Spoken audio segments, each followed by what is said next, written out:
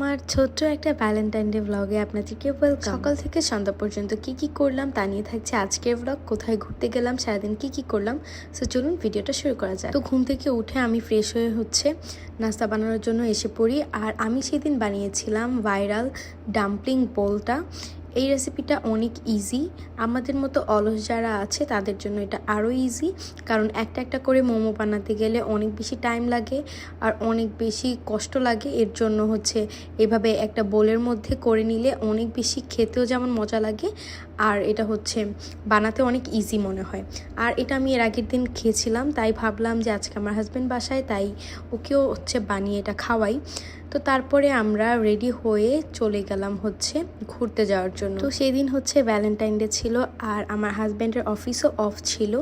তো আমরা প্ল্যানিং করি বাইরে যাওয়ার জন্য। আমরা নর্মালি এইসব ডে সেলিব্রেট করি না, আমি বিয়ের আগেও কোনো দিন করিনি, তাই আমার এটার কোনো হ্যাবিটও নেই যে আমার অনেক বেশি খারাপ লাগবে। আর আমার হাজব্যান্ডও কোনো দিন করেনি। আসলে ভালোবাসার জন্য বিশেষ কোনো দিন লাগে না, বা গিফট দেওয়ার জন্য বিশেষ কোনো দিন লাগে না। যে আসলে ভালোবাসে বা গিফট দেয় সে সবসময় দেয়।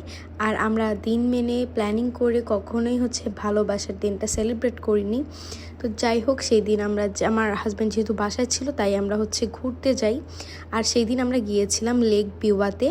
এটা জাপানের সবচেয়ে বড় একটা দ্বীপ। এটা অনেক বেশি সুন্দর ছিল দেখতে। আর আমরা প্রথমেই যে সামনে দাঁড়াই, আর সামনে থেকে দেখতে দ্বীপটা এত বেশি বড় ছিল, অনেক বেশি সুন্দর ছিল। আর জাপানের আকাশ তো সবসময় সুন্দর, একদম ব্লু, সাথে ব্লু কালার পানি, সব কিছু একদম এত বেশি সুন্দর আর ড্রিমি মনে হচ্ছিল। তারপরে আমরা সেইখানে যে একটু বসে থাকি। অ্যান্ড সেই দিন আমরা মেইনলি গিয়েছিলাম একটু কোয়ালিটি টাইম স্পেন্ড করার জন্য। কিন্তু কোনো জায়গায় গেলে পিকচার্স বা ভিডিও এগুলো তো করাই লাগে, তো সেইগুলোর জন্য আমার হাজব্যান্ড একটু বিরক্ত ছিল। কিন্তু তারপরেও আমি পিকচার্স অ্যান্ড ভিডিওগুলো করেছিলাম, বিকজ এগুলোই ফিউচার মেমোরিজ হয়ে থাকবে। তো আমরা দেখছিলাম এখানে, আর এখান থেকে অনেক বেশি সুন্দর লাগছিল ভিউটা।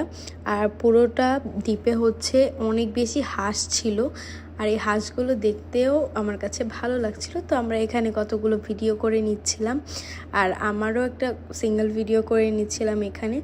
আর তখন অনেক বেশি রোদ ছিল, নর্মালি অনেক বেশি ঠান্ডা থাকে, কিন্তু সেই দিনের ওয়েদারটা আসলে অনেক বেশি ভালো ছিল। ঠান্ডা বাতাস তো সবসময় থাকে, কিন্তু রোদটা ওরকমভাবে থাকে না, কিন্তু সেই দিন অনেক ভালো রোদ ছিল। তারপরে আমরা এখানে বসে কতক্ষণ টাইম স্পেন্ড করি, কিছু ভিডিও করি।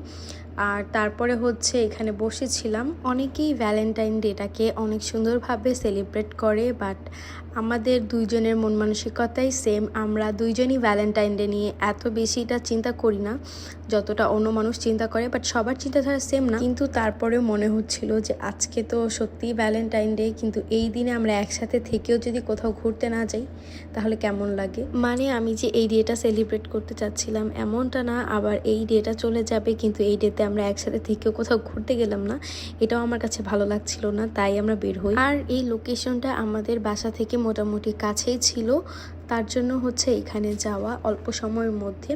লেক বিওয়া জাপানের সবচেয়ে বড় একটা লেক। লেকের উপরে যেই আকাশটা রয়েছে এটা একদম ব্লু আর দেখতে অনেক বেশি সুন্দর।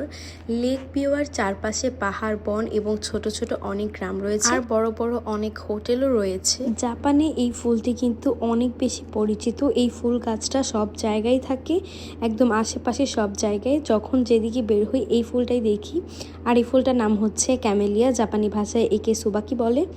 আর এই ফুল জাপানি সংস্কৃতিতে একটি বিনয়, পবিত্রতা এবং ভালোবাসার প্রতীক হিসেবে থাকে। তো আশেপাশে যখনই আমরা বের হই তখনই এই ফুলটাকে দেখা যায়। কিন্তু আমার অনেক দিনের ইচ্ছা ছিল আমি এখান থেকে একদম এই গাছে থেকে এই ফুলটা নিব। তো নর্মালি এগুলো কেউ ছিঁড়ে না, এখান থেকে এই গাছগুলোর মধ্যেই ফুলগুলো থাকে। কিন্তু কি করার, আমি চেয়েছি, তাই আমার হাজব্যান্ড আমাকে এটাকে ছিঁড়ে দিল। তো তারপরে আমরা ট্রেনের জন্য ওয়েট করছিলাম, দেন ট্রেনে উঠে গেলাম। যেহেতু আমরা সকালে ব্রেকফাস্ট করে বের হয়েছিলাম, আর সেখানে ঘুরতে ঘুরতে অনেকটা টাইম চলে যায়। তো তারপরে আমরা লাঞ্চ করার জন্য যাই একটা রেস্টুরেন্টে। আর তখন 5টা কি 6টা বেজে গিয়েছিল সন্ধ্যা। তো সেইখান থেকে আমরা খাওয়া দাওয়া করি, অ্যান্ড সেটা করে আমরা চলে যাই সুপার শপে। আর সুপার শপে যে হচ্ছে আমার সেই দিন কিছু টুকিটাকি জিনিস কেনার ছিল, সেইগুলো কিনে নিই। প্রত্যেক উইকেই যেগুলো প্রয়োজন পড়ে, তো ওইগুলোই হচ্ছে কিনতে যাই। তো সেখান থেকে কিছু ভেজিটেবলও কিনে নিই।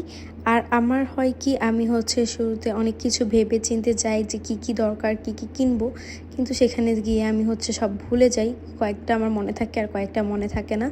আর যেগুলো হচ্ছে ভেবে না যাই সেগুলো কিনে আনি। তো এখান থেকে হচ্ছে স্ন্যাক্স আইটেমও কিছু কিনে নিচ্ছিলাম। আর সেই দিন গ্রোসারি শপিংয়ের ফুল ভিডিওটা করতে পারিনি, কারণ অনেক বেশি টায়ার্ড ছিলাম। তো এই ছিল আমার আজকের ভিডিও। আই হোপ ভিডিওটা আপনাদের কাছে ভালো লাগবে। তো ভিডিওটা যদি ভালো লেগে থাকে পেজটিতে ফলো দিতে ভুলবেন না।